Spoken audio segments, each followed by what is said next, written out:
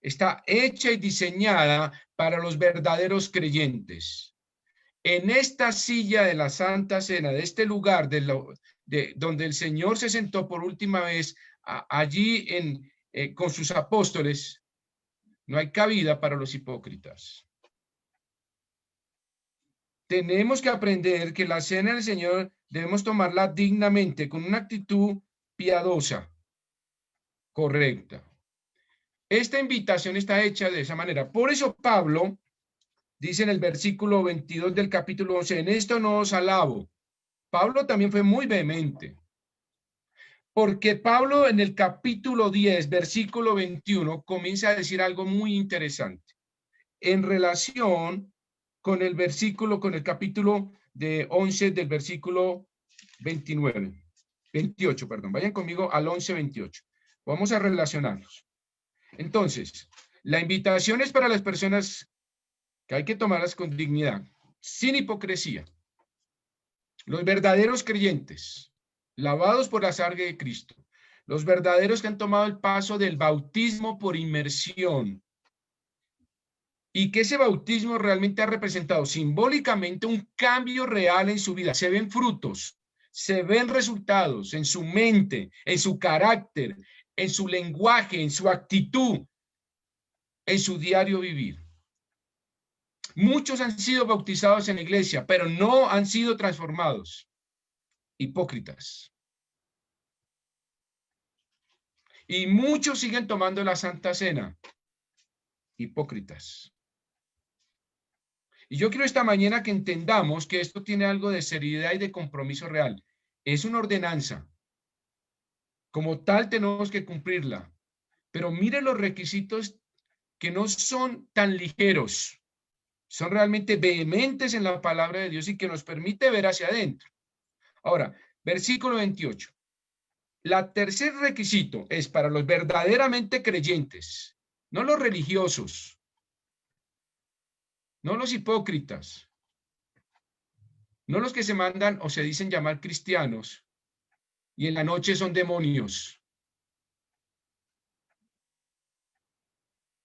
No los que se bautizaron ante muchos de la iglesia y en el mundo son otros. No. La cena fue invitada para aquellos que son dignos del Cordero. Y el tercer requisito, énfasis en este, dice el versículo 28, por tanto, pruébese cada uno a sí mismo y coma así del pan y bebe de la copa. Entonces tenemos un espacio para probarnos. ¿Quién soy yo? ¿Soy un verdadero creyente? ¿Realmente recibí a Cristo? ¿He sido transformado por su sangre? ¿Realmente el bautismo permitió que mi vida fuera un testimonio real y auténtico y palpable? Pues la Biblia dice, pruébese. Aún más, demuéstrelo. Pruébeme que eso es verdad. Pablo se devuelve en el capítulo 10, versículo 21. No podéis beber la copa del Señor y la copa de los demonios. Por eso yo hablaba que algunos se convierten en demonios en la noche. Pastor, ¿usted por qué lo dice? Porque lo dice la Biblia. No podéis beber la copa del Señor el domingo a las 9 de la mañana o 10 y la copa de los demonios los viernes y los sábados en la noche. No podéis participar de la mesa del Señor y de la mesa de los demonios. No, no podéis. Ustedes no son dignos. Ninguno es digno si está cometiendo semejante pecado. Porque quien hace eso no es salvo. Una marca del creyente verdadero es que ama a Dios cada día más y cada día más aborrece el pecado. Eso es un verdadero creyente. No estoy diciendo que no peque, pero estoy diciendo que cada día peca menos. Y cada día ama más y más a Cristo. Ese es un verdadero creyente. No significa que no peque. Claro que va a pecar. Pero cada día sus pecados van a bajar en volumen, cantidad, calidad y profundidad y carácter. Van siendo minimizados en el tiempo. Y no es que permanecen y van creciendo. No, eso no es un verdadero creyente. Por sus frutos los conoceréis, dice el Señor. Alejaos de mí, hacedores de maldad, no os conozco. El Señor también es vehemente. Alejaos de mí, hacedores, los que por la noche son demonios y en el día dicen ser creyentes. Versículo 23. Todo me es lícito, pero no todo conviene. Tenemos un libre albedrío que nos permite racionalizar y saber qué es pecado y qué no es pecado.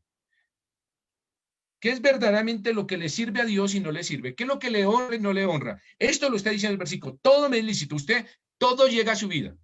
Pastor, por internet entra todo. Sí, entra todo, pero usted es el filtro. Todo me es lícito. Abrir mi computador, poner una página, eso lo puede, pero no todo conviene. Y dice la final, pero no todo edifica. Por lo tanto, usted tiene dos opciones en su computador. Hay un botón que dice on y hay uno que dice off, ¿cierto? O usted lo apaga o usted lo prende. Todo me es lícito, pero no todo conviene. Todo me es lícito, pero no todo edifica. Por lo tanto, el versículo 28 del capítulo 11 nos invita, por tanto, pruébese cada uno a sí mismo. Esto es una cuestión individual, personal, en la intimidad. Y así como usted peca en la oscuridad y se esconde allá en lo más recóndito de su cuarto, de su casa, de su trabajo, no sé dónde usted comete el pecado terrible, pues allá mismo tiene que usted entrar y decir, tiene que probarse en esa intimidad y decir, bueno, ¿qué estoy haciendo? Vaya un poquitico más adelante en Primera de Juan, por favor. Capítulo 2. Juan nos recuerda, igual que Pablo, que no podemos beber de la copa del Señor y de la copa de los demonios. ¿Por qué Pablo decía eso? Porque en la iglesia de Corinto habían llegado a ser tan descarados, desfachetados en ese sentido. Es decir, habían perdido toda integridad, toda vergüenza y les parecía natural tomar la cena del Señor y estar en lujurias, orgías, borracheras, glotonerías, envidias, celos, contiendas. Era normal, les parecía eso. Y Pablo les dice, no, señores, o usted es blanco o es negro. Tonos grises Dios no acepta, mis queridos hermanos.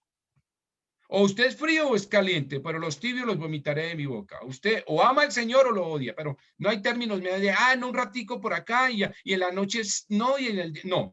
Eso no existe para Dios. No se engañe. Dice la Escritura, lo que el hombre sembrare, eso segará. Si usted ciega en su día a día, en la noche, en el día, pecado y bebe la copa de los demonios, va a recoger eso. Demonios. Y cuando Satanás vea que usted no tiene el Espíritu Santo, lo va a poseer. La Escritura lo dice. Y tengo temor por usted si realmente no es salvo. Porque Satanás está esperando la oportunidad para entrar en su vida y poseerla. Y hacer de su vida un desastre, una desgracia, una oscuridad. Mira lo que dice Juan, primero Juan 2, capítulo 2, versículo 15. No améis al mundo. No améis al mundo. El verdadero creyente no ama al mundo. El verdadero creyente ama a Cristo. Se identifica en su carácter, en su mente y en su estatura. Su objetivo es ser a la estatura del varón perfecto cada día. Como decía el himno, Carolina nos cantó ese himno, me impactó. Quiero más de Cristo, quiero más de su gozo, de su amor, de su presencia. Eso es nuestro anhelo. Dice, no es al mundo ni las cosas que están en el mundo. Si alguno ama al mundo, el amor del Padre no está en él. Yo no lo estoy diciendo, créanme, pero tengo un sentimiento y dolor de que muchas cosas en este momento en la iglesia y en las circunstancias de la pandemia y del mundo social y de la violencia que vivimos, nos hemos alejado del Señor. Estamos amando al mundo y las cosas que están en el mundo. Entonces el amor del Padre no está. Porque todo lo que hay en el mundo, ¿qué hay en el mundo? Por las copas del demonio que habla Pablo en capítulo 10, versículo 21. ¿Cuáles son las copas del demonio? Pastor, eso suena como etéreo. ¿Qué será una copita? Míralo. Los deseos de la carne, los deseos de los ojos y la vanagloria de la vida no provienen del Padre, sino del mundo. ¿Y quién es el príncipe de este mundo? Satanás. Y Satanás está metido en este juego. Le interesa volver su vida una ruina. Destruirlo, matarlo, agobiarlo, esclavizarlo y llevarlo al infierno con una cadena pegada a su nariz. Satanás lo hará de cualquier manera. Y dice, la gloria de la vida no proviene del Padre, sino del mundo. Mis queridos hermanos, volvamos entonces al capítulo 11, versículo 28. Por tanto, pruébese cada uno, pruébese. ¿Usted está tomando la copa de los demonios? ¿Usted está amando al mundo y las cosas del mundo? Pues si está ahí, está en el lugar equivocado, lo siento. Y usted tiene que recapacitar, y si está así, doble sus rodillas, pídele perdón al Señor y recíbalo como Salvador, porque creo que no es salvo. Con todo respeto y el cariño, dice la Biblia que nadie puede saberlo sino el Padre, pero hay cosas que como pastor en nuestra experiencia sabemos que si usted toma la copa de los demonios y ama el mundo y las cosas del mundo, el amor del Padre no está en usted. Sencillo, blanco es gallina, lo pone y frito se come. No hay que ser muy teólogo para saber si Cristo está en nosotros o no. Es nuestras vidas. Es lo que vemos, lo que escuchamos, los amigos que tenemos, las relaciones que tenemos, las cosas que amamos en este mundo. El diagnóstico está hecho, los síntomas están dados. Síntoma dado, diagnóstico dado, tratamiento perfecto. Jesucristo es la respuesta. Pero si usted se queda tomando la copa de los demonios en la noche, lo siento, no nos veremos en la eternidad. Lo siento, no nos veremos en la eternidad. Hoy es el día de salvación, hoy es el día de recapacitar, hoy es el día para los que se llaman creyentes, pero toman copas de demonios. Hoy es el día, pruébese cada uno a sí mismo y coma así del pan y beba de la copa. Hoy es el día. Tenemos una gran oportunidad. En Primera de Juan, vayan conmigo. Primera de Juan, mire lo que dice. Capítulo 1, versículo 9. Si confesamos nuestros pecados, Él es fiel y justo para perdonar nuestros pecados y limpiarnos de toda maldad. Si decimos que no hemos pecado, le hacemos a Él mentiroso y su palabra no está en nosotros. Tenemos una gran oportunidad. Confiese. Tenemos un paracleto llamado Jesucristo, el abogado ante el Padre. Confiese. Tenemos una gran oportunidad. Si usted no confiesa, este versículo está diciendo pruébese. La palabra pruebe significa es mire y confiese. Porque si no lo hace, mire lo que dice. Porque el que come, versículo 22, porque el que come y bebe indignamente sin decir el cuerpo del Señor, juicio come y bebe para sí. Es decir, que si usted no toma la decisión de probarse con sinceridad, va a venir un castigo o una disciplina, diferencia sustancial. Significa que Dios le da la oportunidad de decir, mírese, enjuícese, Señor, perdóname porque comí o tomé las copas de los demonios, Señor, aquí estoy, perdóname, límpiame, lávame, mírame mi maldad y hazme más blanco que la nieve. De tal manera que si usted toma esta palabra, dice, por lo cual, dice, versículo 29, porque el que come y bebe indignamente sin dejar el cuerpo del Señor, juicio come y bebe para sí. Significa que tenemos la oportunidad de probarnos y autoenjuiciarnos. Y el Señor dice, hazlo, es la oportunidad. Y si confesamos nuestros pecados, Él es fiel y justo para perdonarnos y limpiarnos de toda maldad. Tenemos una gran oportunidad.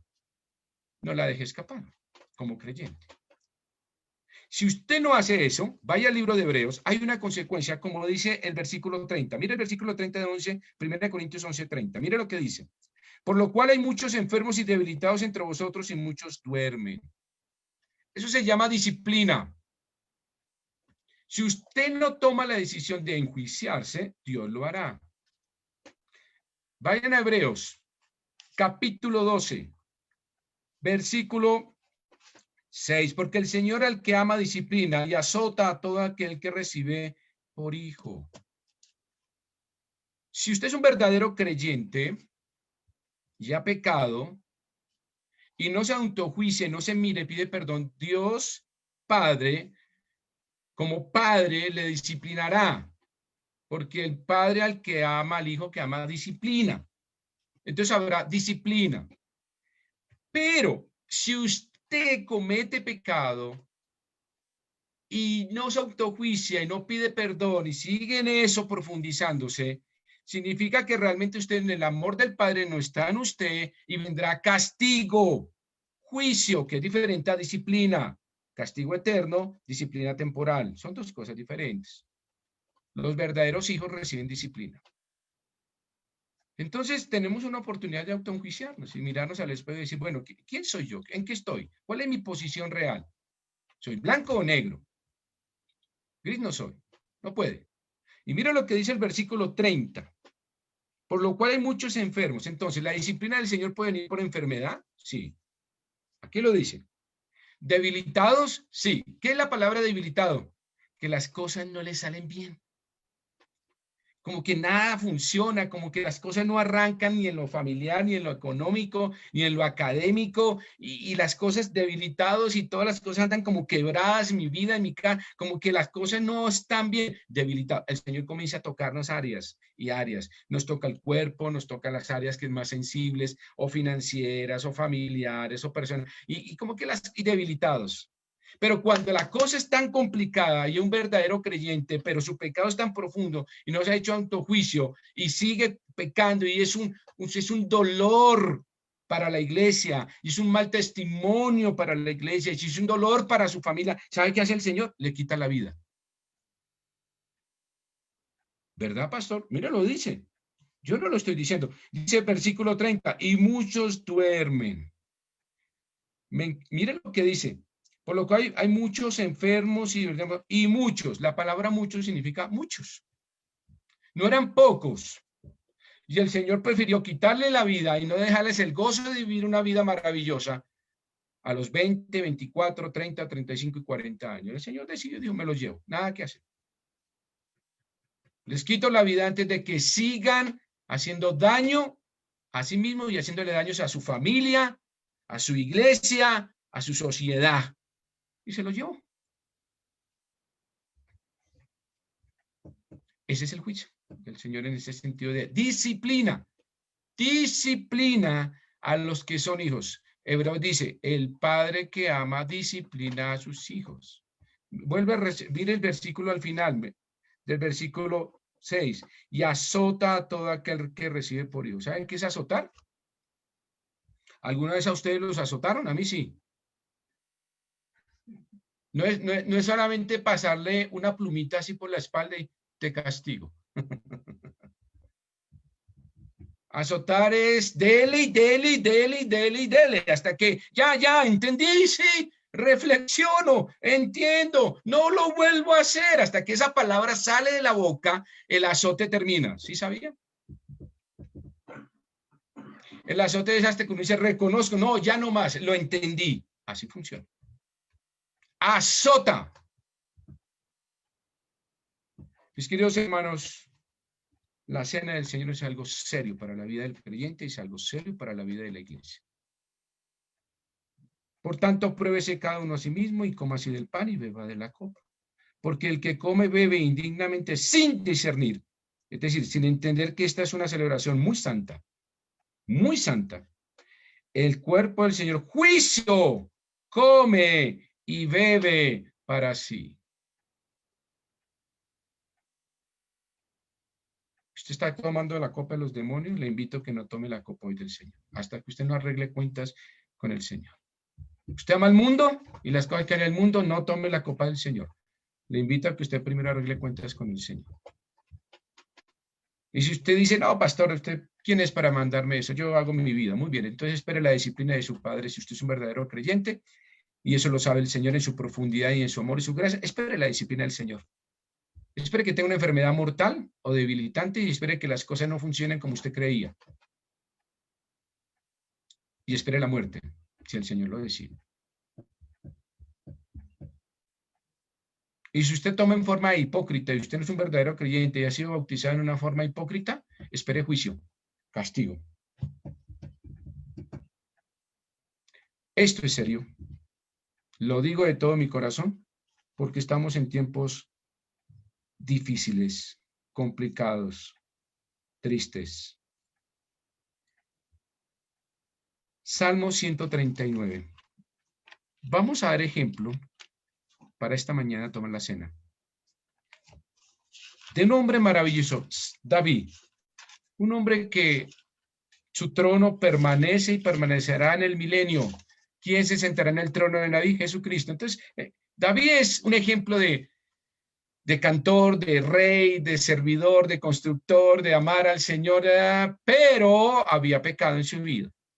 La diferencia es que él aprendió a probarse y se probó y se autoenjuició. Y hay un autoexamen que me encanta que hace David, que espero que esta mañana usted lo haga. Salmo 139. Espero que usted lo haga. Versículo 23. Examíname, oh Dios, y conoce mi corazón. Examíname, oh Dios. Esa es la invitación de David. Señor, como dice Pablo, pruébese a cada uno a sí mismo. Señor, ven, mírame. Mírame con tu lupa. Y mira mi corazón. ¿Por qué dice el corazón? ¿Recuerda el Señor que dijo? ¿De dónde vienen los malos? ¿De dónde? Del corazón. De la abundancia del corazón habla la boca. ¿De dónde salen los malos pensamientos? Del corazón del ser humano. Y dice, pruébame y conoce mis pensamientos. ¿Saben qué es eso? Eso es una petición recontra sincera de David. Y ve si en mi camino, ve si hay en mi camino de perversidad, y ve si hay en mi camino de perversidad y guíame en el camino eterno. ¿Qué hace David? Pruébame, Señor. Y le hace una petición sincera y diaria, porque dice, conoce mis pensamientos. Eso es un presente continuo. Le está diciendo, examíname, conoce, prueba mis pensamientos y ve si hay en mi camino de perversidad. David le está diciendo, Señor, ¿será que estoy tomando copa de demonios? Pruébame, Señor, y perdóname. Y guíame en el camino eterno. Vuélveme al camino. ¿Tenemos oportunidad de volver? Claro que tenemos un Padre Celestial hermosísimo y un abogado incansable que vive como paracleto intercediendo. Si hemos pecado, tenemos abogado para con el Padre, el Señor Jesucristo. Si confesamos nuestros pecados, Él es fiel y justo para perdonarnos y limpiarnos de toda maldad. Ahí está listo. ¿Sabe cuál es el problema? Que no queremos probarnos. Que creemos que Dios es tonto. No, Dios no es tonto. Lo que pasa es que es bueno. No os engañéis. Dios no puede ser burlado. Lo que el hombre sembrare, eso segará. Si usted siembra trigo, recoge trigo. Si siembra cizaña, recoge cizaña. Tome sus Biblias, por favor. Primera de Corintios capítulo 11, versículo 23. Comenzamos esta mañana la cena del Señor entendiendo de la gran necesidad de recibir a Cristo verdaderamente en nuestras vidas. Si usted está bebiendo la copa de los demonios, pruébese y mírese. Quiero que los sacerdotes esta mañana que me acompañen, voy a pedir a mi papá que me acompañe, que es una bendición siempre estar mi padre acá. Voy a pedirle que por favor mi papá tome la Santa Cena de nuestro hogar. Y como dice el apóstol Pablo, porque yo recibí del Señor lo que también os he enseñado, que el Señor Jesús, la noche que fue entregado, tomó pan. Vamos a tomar el pan en esta mañana. Yo tengo aquí el mío. Espero que todos lo tengan. Y dice, y habiendo dado gracias, lo partió y dijo. Entonces el Señor en esa noche tenía un ramillete de hombres maravillosos, pero algunos estaban tomando copa de demonios. Y tomaron la osadía y tuvieron la osadía de tomar la Pascua ese día. Judas lo hizo. ¿Existen creyentes como Judas? Sí, no salvos, estoy diciendo. Simpatizantes. Que están sentados al lado del Señor. Que tienen ministerios a veces. Que demuestren estar con los otros 11. pero en la noche toman copa de demonios. Y este hombre no recibió disciplina, recibió juicio, castigo eterno. Y dice que habiendo dado gracias, amado Padre, gracias damos por tu cuerpo sacrificado, el justo por los injustos. Tu cuerpo, Señor, quebrantado allí en la cruz, con dolor, con sufrimiento y con agonía, nos pide, Señor, hoy que te amemos. Que no amemos al mundo, que te amemos, Señor, a ti allí en la cruz. Aunque resucitaste, claro que sí, pero la cruz siempre nos debe recordar tu amor, Señor, con nosotros. Siempre nos amas, siempre nos esperas, pero nosotros siempre rebeldes y ajenos a una eternidad tan maravillosa. Señor, hoy tomamos este tiempo, tomamos el pan para decirte gracias, Señor. En Cristo Jesús, amén y amén. Dice, lo partió y dijo, tomad, comed, este es mi cuerpo que por vosotros es partido. Haced esto en memoria de mí. Tomémoslo, por favor.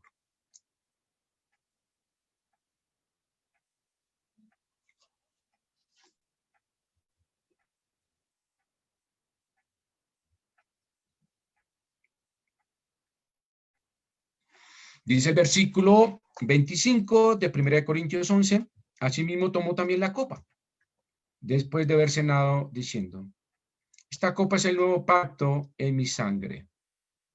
Era el nuevo pacto, veníamos del pacto de la ley, ahora entramos al pacto de la gracia, donde el Señor nos da una oportunidad de que nos probemos, que miremos nuestras vidas, que reflexionemos sobre ellas, y es la oportunidad de cambiar, de hacer un giro de 180 grados, porque eso significa arrepentimiento, metanoia, cambio de mente y de dirección.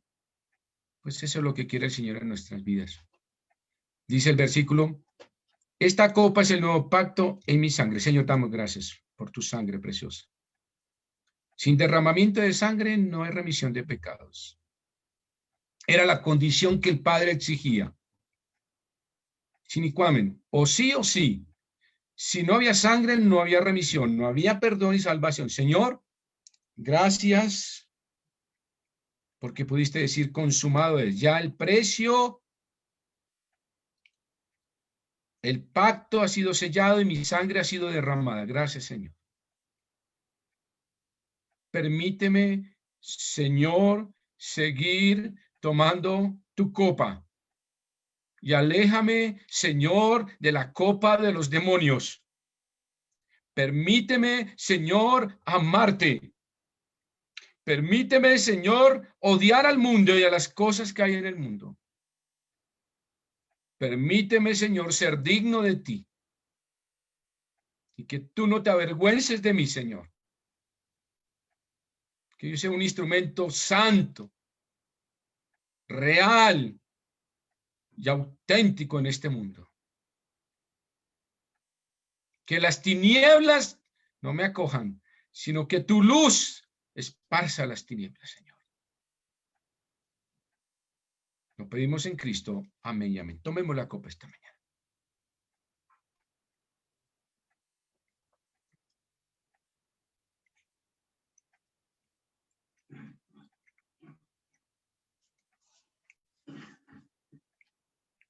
Si pues no nos examinásemos, versículo 31, a nosotros mismos no seríamos juzgados, mas siendo juzgados somos castigados por el Señor, para que no seamos condenados con el mundo.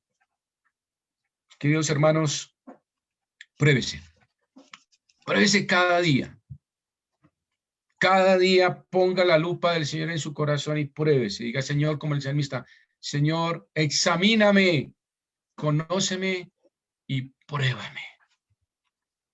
Creo que eso es lo que debemos hacer en nuestras vidas.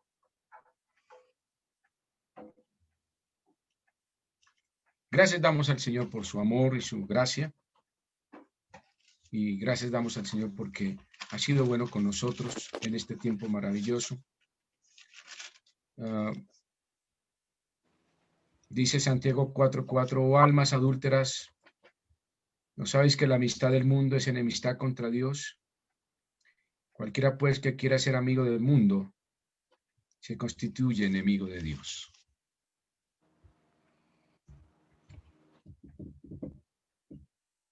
Ser enemigo de Dios, terrible. Dura cosa es caer en manos del Dios vivo. Que Dios les bendiga en este tiempo. Vamos a cantar un himno esta mañana antes de entrar a la palabra de Dios en nuestro segundo mensaje de esta mañana. Santiago.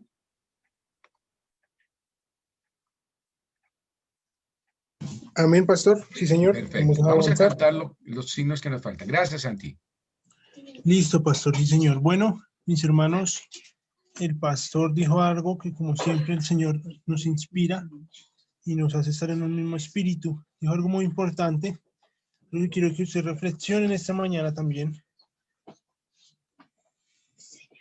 Quiero que me acompañen al libro de Timoteo, capítulo 6, versículos 10, 11 y 12. Dice así: porque raíz de todos los males es el amor al dinero, el cual codiciando algunos se extraviaron de la fe y fueron traspasados de muchos dolores. Y dice el versículo 11, mas tú, oh hombre de Dios, huye de estas cosas y sigue la justicia, la piedad, la fe, el amor, la paciencia, la mansedumbre. Versículo 12, pelea la buena batalla de la fe, echa mano de la vida eterna, a la cual asimismo fuiste llamado habiendo hecho la buena profesión delante de muchos testigos. Por eso no lo dejo hoy. No puede haber hipocresía en nuestro corazón, en nuestra vida, en nuestra forma de actuar. Pensar que estamos conectados con Dios, tomando la cena, cuando verdaderamente somos hipócritas. Cuando no somos hijos de Dios realmente, cuando no hay un compromiso sincero. Pero el mensaje no es de rechazo ni de señalarle, mi hermano, ni a mí, ni a los que estamos aquí conectados, sino un mensaje y un llamado al arrepentimiento y a examinarnos y a decir, ¿estoy siendo de verdad hijo de Dios? Y tenemos que tener fe en nuestra vida. Vamos a cantar este himno por fe. Antes de cantarlo, quiero que me acompañen por último al libro de Hebreos, capítulo 11, versículo 1, dice así: después la fe, la certeza de lo que se espera, la convicción de lo que no se ve, porque por ella alcanzaron buen testimonio los antiguos. Y dice el versículo 6, pero sin fe es imposible agradar a Dios, porque es necesario que el que se acerca a Dios crea que le hay y que es galardonador de quienes, de los que le buscan de corazón, ¿verdad? De los que le buscan, de los que le siguen, de los que le obedecen. Esta mañana voy a dar la bienvenida a nuestra hermana Nelly. Hermana Nelly, buenos días. Buenos días, pastor, hermanos, hermanas, buenos días, Santiago. Muy bien, hermana Nelly, por favor, adelante con este himno. Gracias.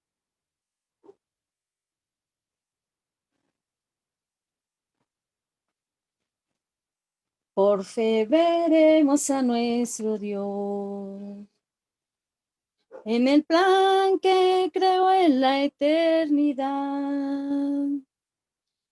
en la vida de los fieles que llamó a vivir por fe y no por ver. Por fe el justo vivirá. Por la fe caminamos junto a Él, como viendo al invisible protector. Vivir por fe y no por ver. Sus promesas como rocas son. Sus promesas cumple nuestro Dios. Nos movemos solo por la fe en Él. vivir por fe y no por ver. Por fe profetas hablaron fiel.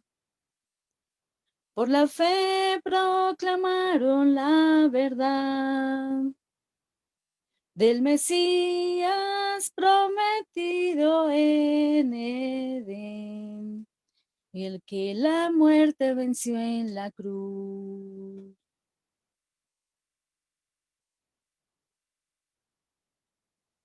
Sus promesas como rocas son. Sus promesas cumple nuestro Dios. Nos movemos solo por la fe en Él. Vivir por fe y no por ver. Por fe la iglesia se moverá con poder del Espíritu de Dios. Y las huestes del infierno no podrán dañar la obra de nuestro Dios. Sus promesas como rocas son. Sus promesas cumple nuestro Dios. Nos movemos solo por la fe en Él. Vivir por fe y no por ver. Por fe los montes se moverán. Si la fe permanece en Jesús, el poder del Evangelio librará a todo aquel que confía en Él. Sus promesas como rocas son. Sus promesas cumple nuestro Dios. Nos movemos solo por la fe en Él. Vivir por fe y no por ver. Sus promesas como rocas son. Sus promesas cumple nuestro Dios. Nos movemos solo por la fe en Él. Vivir por fe y no por ver. Amén. Amén. Amén, hermana Nelly. Dios la bendiga grandemente. Gracias. De verdad, gracias. Amén. Bueno, mis hermanos, vamos a cerrar este tiempo de alabanza. Este himno que nos habla del sacrificio que hizo Dios, que hizo Jesús en la cruz. Y el himno nos hace reflexionar. Dios dio toda su vida por nosotros. Jesús vino y sufrió por nosotros. Él lo hizo con amor, sin reprochar nada y en obediencia. Y el himno nos hace reflexionar y decir, ¿qué estamos dando nosotros por Cristo?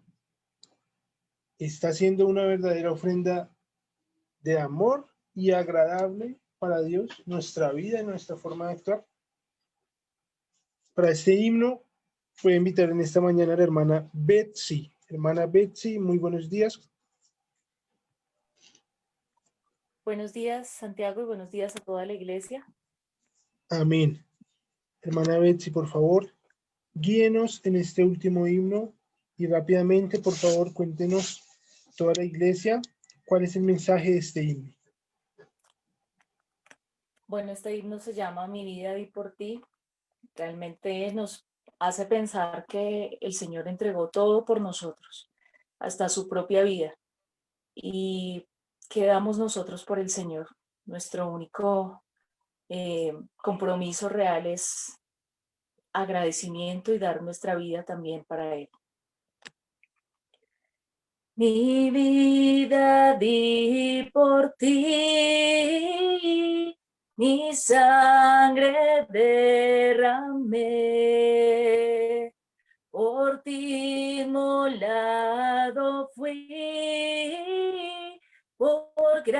gracia te salvé.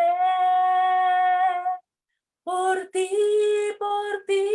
inmolado fui, que has dado tú por mí.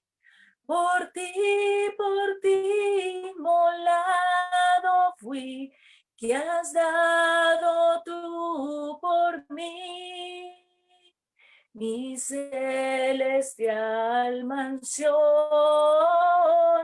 mi trono de esplendor, dejé por rescatar al mundo pecador. Si todo yo dejé por ti, que sufres tú por mí. Si todo yo dejé por ti, ¿qué dejas tú por mí? Reproches y aflicción y angustias yo sufrí. La copa amarga fue que yo por ti bebí. Reproches yo por ti sufrí, que sufres tú por mí. Reproches yo por ti sufrí, que sufres tú por mí. De mi celeste hogar te traigo el rico don del Padre Dios de amor, la plena salvación. Mi don de amor te traigo a ti, que ofreces tú por mí. Mi don de amor te traigo a ti, que sufres tú por mí.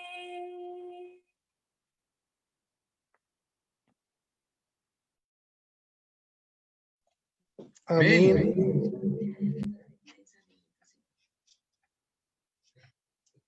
Ya, disculpen. Amén, amén. Gracias, hermana Betsy. Dios le bendiga grandemente. Gracias por ese himno. Y hermanos, como les decía, ¿qué damos nosotros por Cristo si Él dio todo por nosotros? Nos molesta cuando en algún momento hay sufrimiento y reprochamos contra Dios o nos ponemos bravos o no tenemos fe en Él o no queremos luchar, no queremos caminar de su mano, no queremos confiar en Él. ¿Qué estamos haciendo nosotros de verdad? Con la primera adversidad salimos corriendo y dejamos a Dios. Cuando tenemos que trabajar para la obra, no estamos ahí, no queremos ser parte. ¿Qué estamos haciendo nosotros con nuestra vida? ¿Estamos nosotros agradeciendo a Dios por el sacrificio en la cruz, por darnos vida? Eso es importante para que lo reflexionen, mis hermanos, y Dios les bendiga grandemente. No se vayan a ir después de la prédica, por favor, quédense.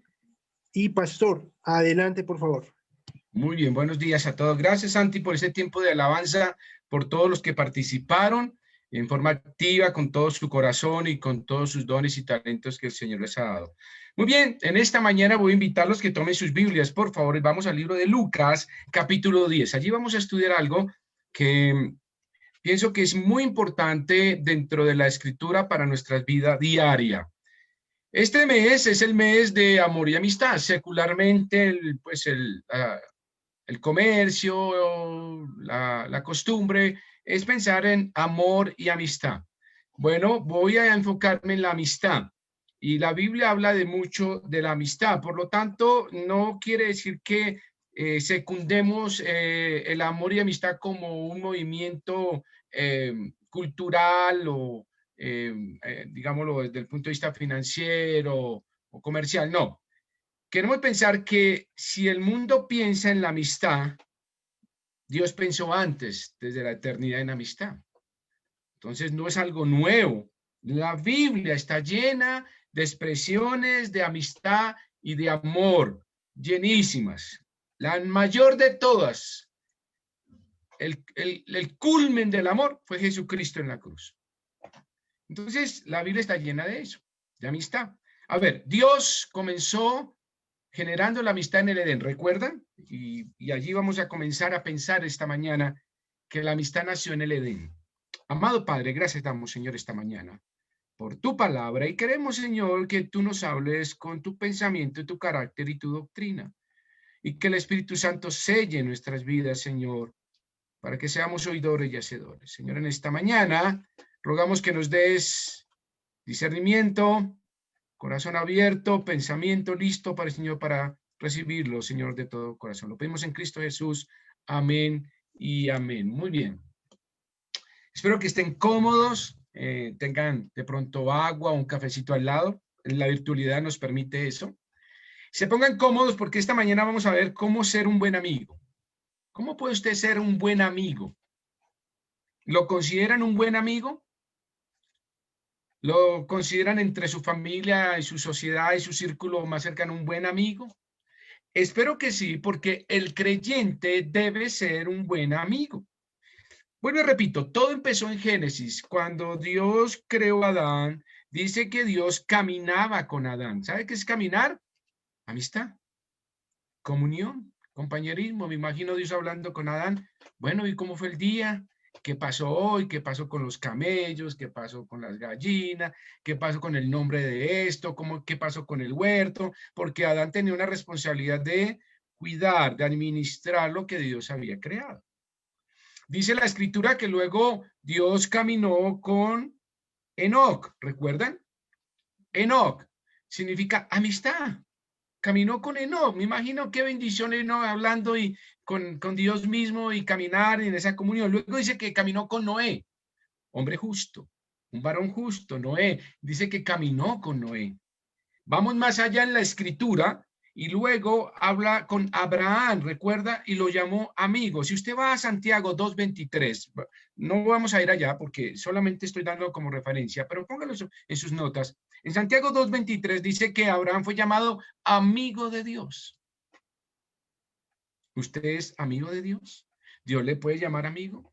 Pues Abraham fue llamado amigo de Dios. Imagina esa relación. Entonces lo de amor y amistad, más de amistad, eso no es algo que el hombre se inventó, ya está en la Biblia.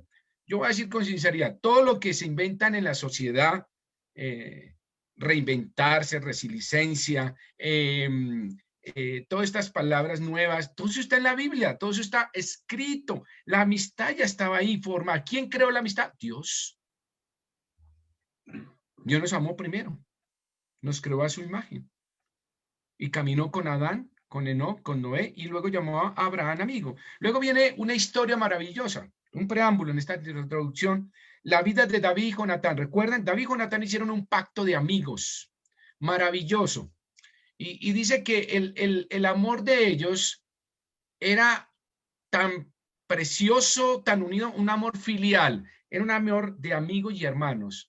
Y David y Jonatán firmaron algo, un pacto diciendo, no nos vamos a agredir, nos vamos a cuidar. Cuando Esaú muere, muere también, obviamente, Jonatán, y queda David como rey. David recuerda el pacto que hace con Jonatán, su amigo, y dice, ¿yo cómo hago para ese pacto restaurarlo? Y un siervo le dice, bueno, él tiene un hijo, ¿verdad? ¿Dónde está? Se llama Mefiboset. Este chico cuando salió huyendo, la nodriza lo dejó caer y se le fracturaron las piernas y quedó paralítico el niño. Cuando David recuerda, dice, yo hice un pacto con mi amigo. Manda a traer a Mefiboset. Y el rey lo mandó a llamar y le dijo, Mefiboset, voy a restaurar lo que el mundo te quitó y la indominia en que quedaste, yo te lo voy a restaurar. Y lo invitó a sentarse en su reino y a comer en su casa y a vivir en su casa. Eso hace un amigo. Respeta los pactos. Un amigo es ese. La historia de Mefiboset, léanla, es maravillosa. Cómo esa amistad fue de esa manera. Proverbios 17:17, vayan conmigo allí. Luego Proverbios, Salomón escribe sobre la amistad. Proverbios 17:17, en todo tiempo ama el amigo y es como un hermano en tiempo de angustia. Eso es un amigo. Proverbio lo define. Pero el mayor de todos es Jesús. Jesús gustaba de amigos. Podríamos decir que era amiguero. ¿Recuerdan cuando éramos adolescentes? Decían, usted es muy amiguero. Muchos amigos. Pues Jesús tenía bastantes amigos. De tal manera que a Jesús lo llamaron amigo de publicanos y pecadores. Porque él andaba con personas necesitadas, no solo físicamente, sino espiritualmente, sobre todo, y emocionalmente. Cuando Jesús fue entregado la noche allí en el huerto de Getsemaní, ¿sabe cómo llamó a Judas? No le dijo traidor, malagradecido, yo te di todo. Mire cómo, no, ¿sabe qué le dijo? Amigo, ¿a qué has venido? Ese es el Señor. Ese es nuestro amigo. Juan 15:13. Vayan conmigo a Juan 15:13. Juan 15:13. Todo esto es un preámbulo. Y quiero que veamos que la amistad está en la Biblia a flor de piel. Juan 15:15. Mira lo que dice. Lo dice el Señor Jesucristo. Dice, ya no os llamaré siervos porque el siervo no sabe lo que hace su Señor. Pero os he llamado, ¿qué? Amigos. ¿Nos llama ahora qué? Amigos el Señor. El Señor quiere amistad con nosotros. Juan 15:13, un poquito más atrás. Nadie tiene mayor amor que este que uno ponga su vida por sus amigos. Sus amigos. Y en 15:14 dice, vosotros sois mis amigos si hacéis lo que yo os mando. Esos 3 versículos son maravillosos. Jesús es mi amigo fiel, dice un himno. Jesús es mi amigo fiel. Hay un corito de los niños que dice, yo tengo un amigo que me ama, me ama, me ama. Yo tengo un amigo que me ama, su nombre es Jesús. Cuando les enseñamos a los niños ese corito, las maestras de pronto no pensarán, es un corito sencillo, es súper doctrinal. Y estamos enseñando a los niños que tenemos un verdadero amigo que nos ama y nos amó hasta la muerte y muerte de cruz, y que ya no somos siervos sino sus amigos. Y ese Jesús se convirtió en nuestro paracleto. Un paracleto es aquel que es llamado al lado de otro para ayudar. Espero que usted sea un buen paracleto, un buen amigo. Ese es el recorrido bíblico, a grosso modo, es un pincelazo grande, para que no digamos, de pronto siendo muy legalistas, no, pastor, no celebremos el día de amor y amistad, eso es del mundo. No, eso no es del mundo. Eso fue la voluntad de Dios desde Génesis. Él quería amistad, caminar con nosotros, mostrar su amor. Eso es. Y aún más, el Consolador, el Espíritu Santo. Entonces, Dios caminó con Adán, Jesús camina con nosotros y el Espíritu Santo es el paracleto, como dice, el consolador, el que nos ayuda en nuestras ignorancias, en nuestras debilidades y es un intercesor. Eso es un buen amigo. Y usted me dice, tenemos un buen amigo, se llama Jesucristo. ¿Y cómo vive en nosotros? A través del Espíritu Santo. Ese es mi amigo que nos ama. Entonces, fíjense que la Biblia, amistad, no es algo nuevo, es algo realmente auténtico y que lo vivimos cada día en la Biblia. Ahora, vamos a ver una parábola que nace de un interrogatorio. Interesante. Vamos a Lucas. Vuelvan conmigo a Lucas capítulo 10. Y aquí el Señor Jesucristo nos va a enseñar cómo ser un buen amigo, cómo ser un buen hermano, un buen compañero, un buen paracleto. Vuelvo y repito, el creyente debe ser un buen amigo. Jesús fue amigo de publicanos y pecadores. Jesús nos amó hasta la muerte. Jesús dio la vida por sus amigos. Jesús, somos sus amigos y le obedecemos. Jesús nos llama amigos ahora. En Lucas dice así, versículo 25, hay aquí un intérprete de la ley se levantó y dijo para probarle, maestro, ¿haciendo qué cosa heredaré la vida eterna? Veamos las circunstancias. Se levanta que hay una conversación, hay un intérprete de la ley, es decir, un abogado, un pseudo abogado, es decir, que hacía los abogados hacen interrogatorios y contrainterrogatorios, es la palabra.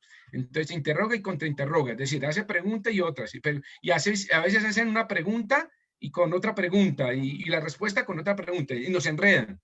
Y los abogados son bastante hábiles en la parte lingüística y legal. Entonces uno dice, ¿qué fue lo que me dijo? Y a veces uno se puede contradecir. Este hombre hace una pregunta deshonesta. No fue una pregunta sincera, buscando el reino de Dios y buscar la pureza de la doctrina. Buscaba que existiese una trampa teológica para hacer caer al Señor Jesucristo. Entonces le hace una pregunta. ¿Haciendo qué cosas heredaré la vida eterna? Ahora, ¿era una pregunta válida? Sí. Pero este intérprete de la ley era deshonesto. Este hombre era un hombre ególatra. Un hombre que creía que era justo. Y vino a preguntarle al Señor simplemente para hacerle caer y desmentirlo ante sus seguidores. Entonces el Señor, muy inteligente, dice el versículo 26, él le dijo, ¿qué está escrito en la ley? ¿Cómo lees? Entonces el Señor le contesta con otra pregunta. Y el Señor, sabiendo que él era un abogado, le pregunta qué está escrito en la ley. No le dijo qué está escrito en el libro de no sé, o allí o acá, no. El Señor sabía que estaba hablando con un abogado y entonces al abogado hay que hablarle con leyes. El Señor, siendo muy inteligente, muy sabio, le dice, ¿tú qué está escrito en la ley? Tú eres abogado, conoces la ley. ¿Qué dice la ley? El versículo 27. Y aquel respondió, dijo, amarás al Señor tu Dios con todo tu corazón. Veamos hasta ahí. Muy bien. Entonces el Señor le confronta con la ley. ¿Cuál ley? ¿Dónde está eso escrito? ¿Eso es verdad? Claro, está en Deuteronomio 6:5, anótenlo, no vamos a ir allá. Y en Levítico 19:18. Eso era cierto. Eso estaba escrito en la ley. Por eso el Señor dice que Él no vino a abrogar la ley, sino a cumplirla. Ahí va el punto bien interesante. El Señor no vino a abrogar la ley, sino a cumplirla. Algunos pensarán que entramos en la gracia y nos olvidamos de la ley. No, en ese sentido práctico no, porque seguimos con la ley de Cristo. Os doy un nuevo mandamiento, que os améis los unos a los otros. Un nuevo. No está diciendo borren atrás, no, un nuevo. Entra la gracia, pero entra esto, la ley. Entonces, este hombre quería hacer esta pregunta para encontrar una falla en la ley y luego encontrar como un ardid para simplemente hacer caer al Señor. Miren el versículo nuevamente. ¿Haciendo qué cosa? Heredaré la vida eterna.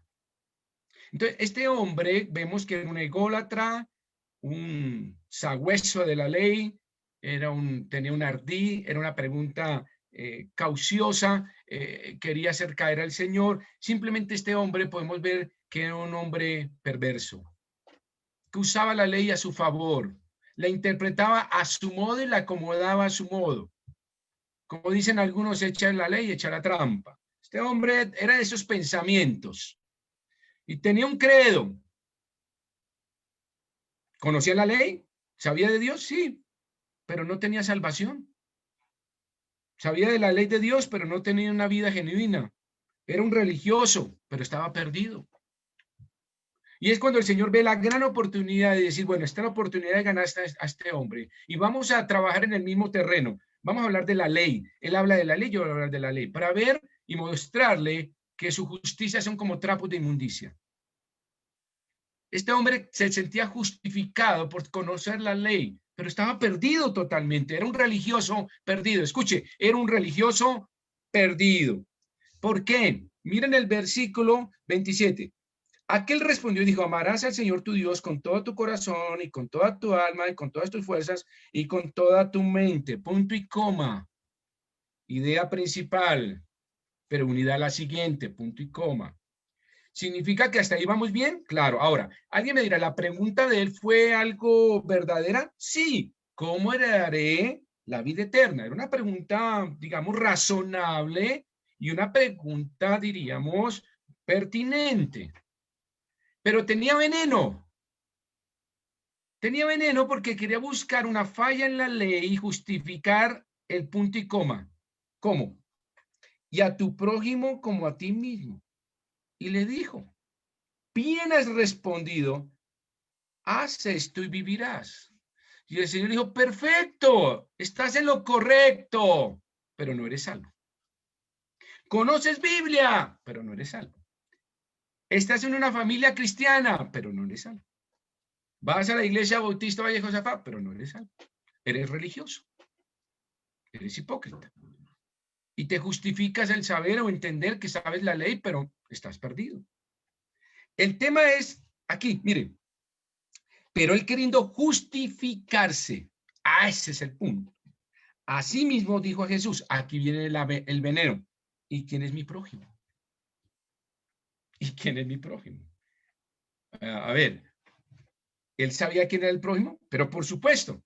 Pero ahí está el veneno. ¿Quién es mi prójimo? Era la pregunta para el Señor. ¿Cómo heredaré la vida eterna? Perfecto, amarás al Señor. Y este judío, conocedor de la ley, dijo, yo lo hago, entonces ya tengo la vida eterna. Punto y coma. Pero la salvación tiene algo muy interesante. Tiene resultados.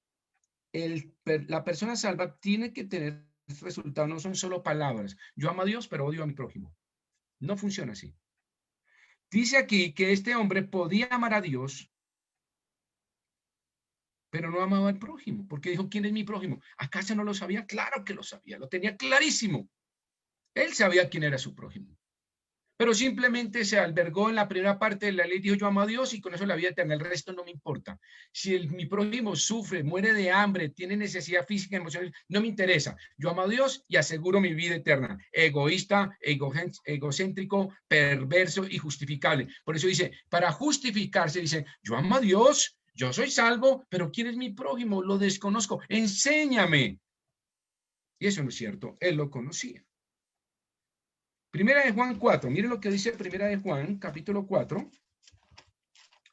y tiene que ver precisamente con lo que dice este hombre se justifica. Primera de Juan, capítulo 4, versículos 20 y 21, dice, si alguno dice, yo amo a Dios, este hombre lo decía, sí, claro, yo amo a Dios, amarás al Señor tu Dios, yo conozco la ley, lo hace, muy bien.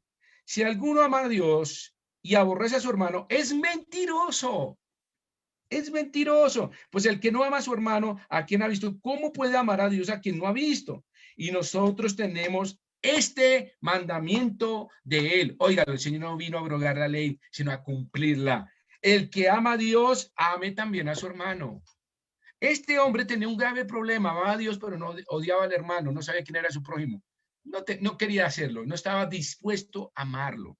Y Juan nos dice, eres un mentiroso. Si tú dices que amas a Dios y odias a tu mamá, a tu papá, a tu hermano, a tus hijos, al vecino, eres un mentiroso.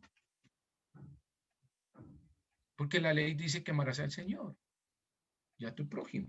Entonces, este intérprete de la ley le hace esta pregunta venenosa al Señor y lo lleva al tema de cómo sería amar a su prójimo. Entonces, este abogado conocía las escrituras. Entonces, el Señor dice, muy bien, me hace la pregunta final, ¿y quién es mi prójimo? Y aquí aparece la respuesta del Señor. Comencemos en el versículo 30. Ya el Señor comienza a dar la respuesta contundente. Ya teniendo el trasfondo de quién hacía la pregunta y por qué lo hacía, sabiendo que era un hombre de malas intenciones y quería que el Señor fallara teológicamente, conociendo este trasfondo, el Señor ya le empieza a responder.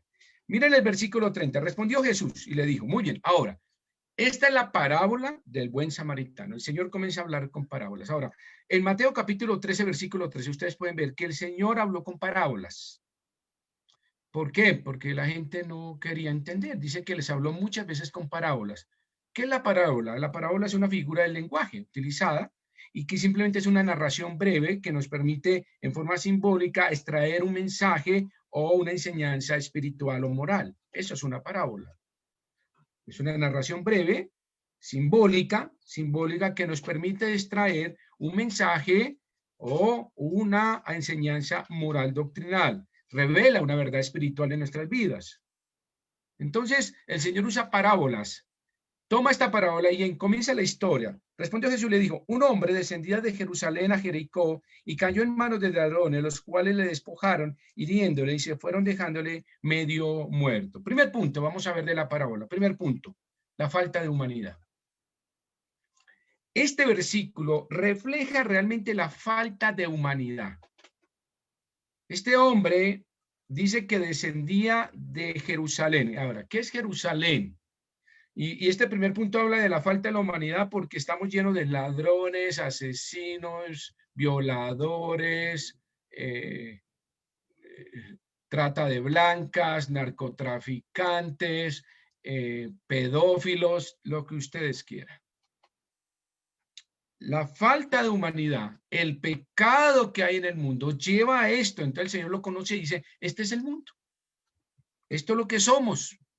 ¿Por qué? Mira lo que dice Romanos capítulo 3. Esa es la radiografía. Yo diría que el TAC, la resonancia magnética del mundo, demuestra perfectamente de qué está hecho el mundo. Mire lo que dice Romanos 3:23, que Pablo nos recuerde. Perdón, Romanos 3:10. Yo quiero que vayan allí porque me parece que ese es un versículo que usted debe conocer perfectamente si me está escuchando esta mañana.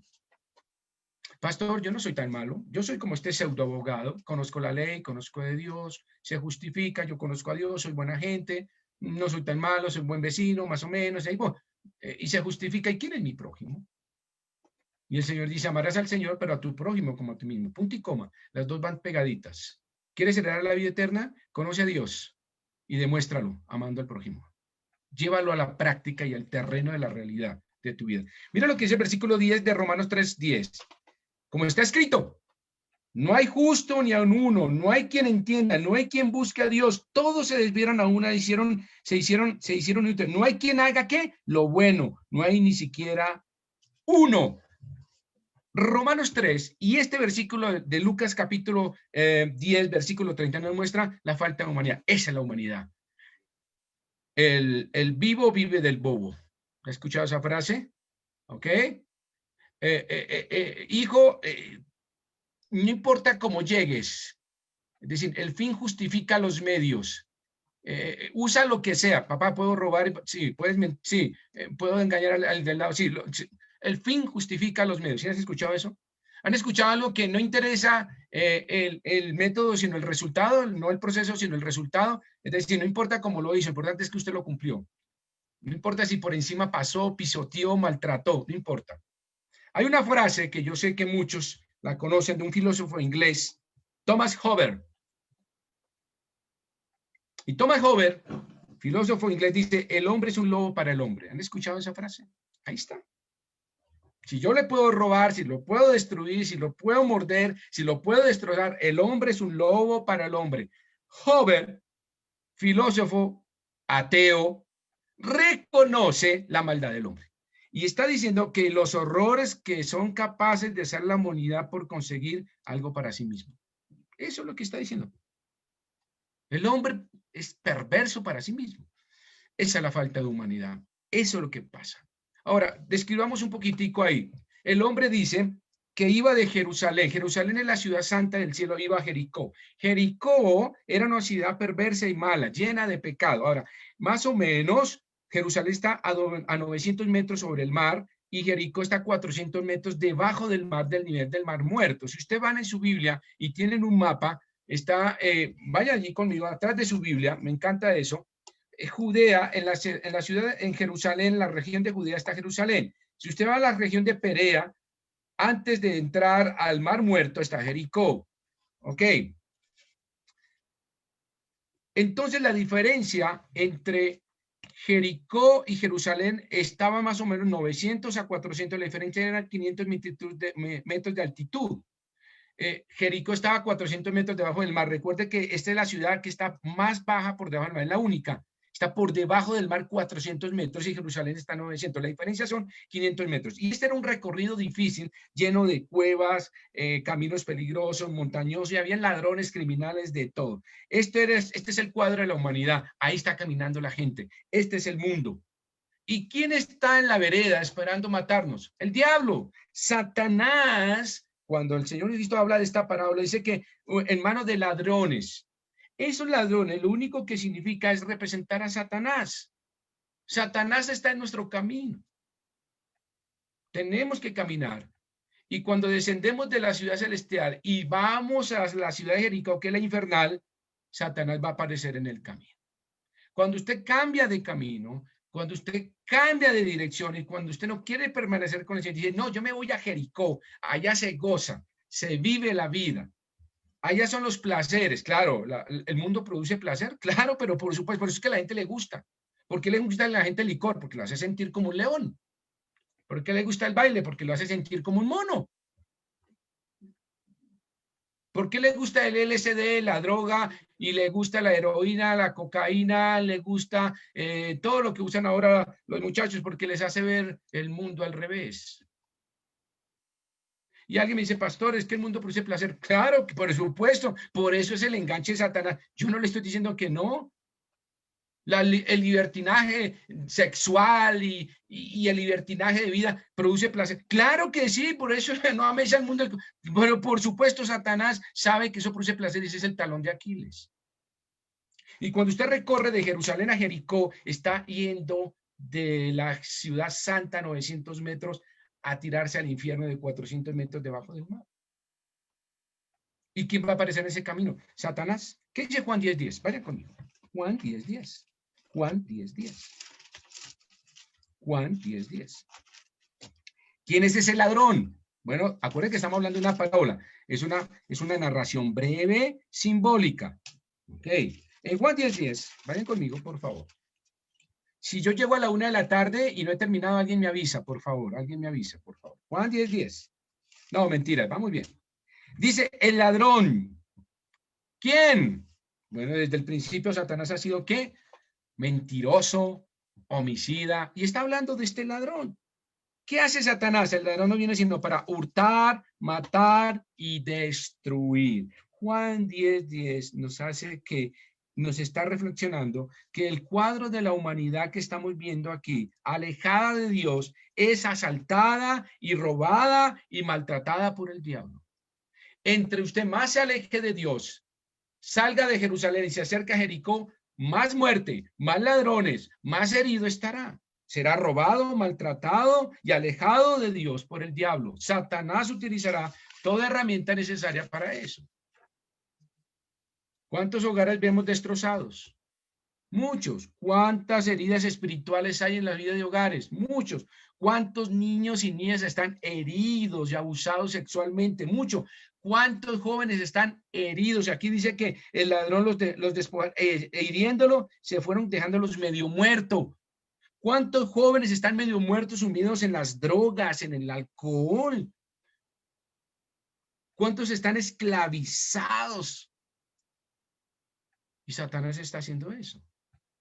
Ha robado lo ético y moral de nuestras vidas. Nos ha herido en nuestros hogares y ha dejado medio muerto a nuestros niños y a nuestros hijos. ¿Cuántos de nuestros hijos y jóvenes han caído en las drogas, en el alcohol, en la esclavitud sexual, en la pornografía? Han caído en lo que llamamos trata de blancas, pedófilos, webcam. Ahora trabajan en webcam. Las señoritas jóvenes, universitarias, es la nueva moda, trabajar por webcam.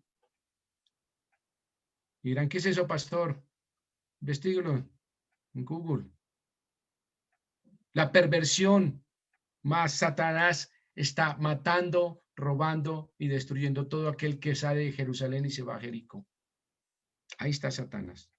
Dolores y heridos emocionalmente y espiritualmente. Esta es una sociedad que está muy herida, muy dolida. ¿Qué vamos a hacer nosotros? Segundo, vamos al versículo 31. Ahora no solo tenemos una humanidad, digamos, de lobo para el hombre, una humanidad terriblemente sanguinaria, despreciable por la vida, una sociedad, una humanidad criminal, y podríamos pensar, como decíamos, con falta de humanidad. Ya se nos olvidó eso, que es ser un amigo y ser misericordioso. Ahora, en el versículo 31 y 32, viene la indiferencia. Viene la indiferencia. Veamos. Versículo 31. Aconteció que descendió un sacerdote por aquel camino y viéndole pasó de largo. Un sacerdote. ¿Qué era un sacerdote en esa época? Era el que hacía los rituales religiosos, es decir, el que iba al templo y hacía el sacrificio, el incienso y ponía los candelabros y hacía las oraciones adentro. Ese era el sacerdote. Los levitas, que siguen el siguiente versículo, es los que guardaban la ley, las reglas, es los que ponían, decían esto hay que hacerlo así, así, y los levitas eran estudiosos en ese sentido. Ahora, estos hombres, recuerden que el Señor Jesucristo está hablando con un doctor de la ley, le está contando esta parábola, recuerden que está hablando con él. Estos son personajes, recuerden, ficticios, pero reales. Me refiero a es que sí existen, pero los mete el Señor en una parábola, en una narración ficticia de un momento ficticio, está creando y recreando una situación que sucede de Jerusalén y verdaderamente pasaba, pero toma unos personajes para dar una enseñanza moral. Recuerde que está hablando con este hombre que se creía justo. ¿Y quién es mi prójimo? ¿Se acuerdan de la pregunta? ¿Y quién es mi prójimo? El Señor le está dando una lección de vida y dice, bueno, empecemos.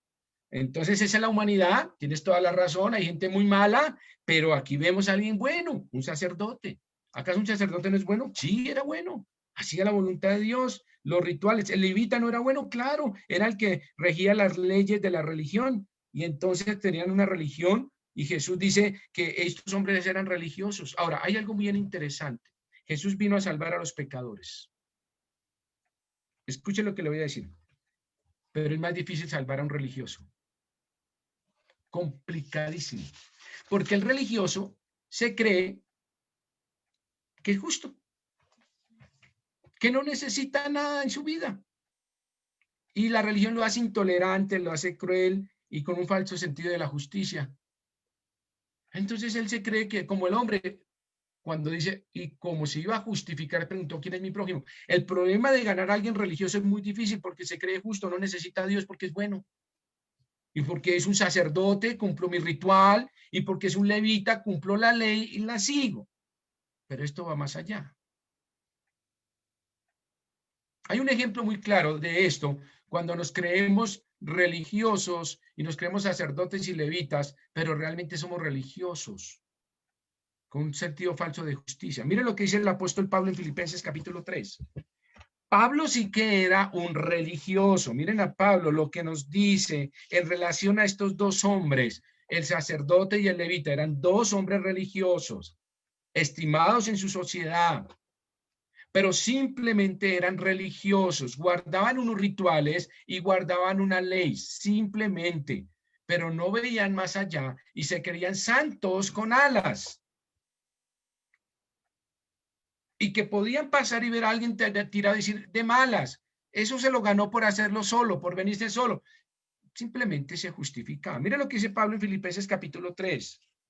Pablo dice, ese era yo era un sacerdote, un levita, ese era yo. Aunque yo tengo también de qué confiar en la carne, en mis títulos, en mi posición sacerdotal y levítico. Si alguno piensa que tiene que confiar en la carne, yo más. Dice Pablo, versículo 5 del capítulo 3 de Filipenses. Circuncidado el 8º día del linaje de Israel, de la tribu de Benjamín, hebreo de hebreos, en cuanto a la ley, fariseo, en cuanto al celo, perseguidor de la iglesia, en cuanto a la justicia que es en la ley, irreprensible. Pues Pablo sí que tenía, como dice Peregrí, y tenía títulos y tenía cómo respaldarlo y podía decir todo eso. Pero el versículo 6 es contundente. En cuanto al versículo 7, pero cuántas cosas eran para mi ganancia, que dice, las he estimado como pérdida por amor a Cristo. Entonces Pablo nos centra y nos pone en una posición. Hermano, si usted es un sacerdote, un levita, eso no sirve de nada. Pablo está diciendo, eso es basura. Cuanto eran estimados como pérdida por amor a ganar a Cristo. Y dice el versículo 8 al final, y lo tengo por basura para ganar a Cristo. La religiosidad nos sirve porque nos hace una falsa justicia. Es necesario estar pegaditos al Señor. Entonces, mire lo que dice Pablo. Al diablo, mis queridos hermanos, no les interesa, a él no le interesa llevarlo a usted al infierno sentado en una silla de la iglesia o en una alcantarilla. A él no le interesa. Los dos son igual de apreciables para él. Si usted es un religioso, se va para el infierno. Se lo estoy diciendo de esa manera. Porque Pablo dice, ese era yo, un religioso. No lo estoy diciendo yo, y con todo el respeto y el cariño. Pablo está diciendo, ese era yo, en cuanto a la ley, fariseo y un hombre cumplidor, perseguidor de la iglesia, con cuanto, pero todo eso lo tengo por basura, por ganar a Cristo y conocer realmente el amor de Cristo. Yo no quiero ser religioso, quiero tener una relación con el Señor.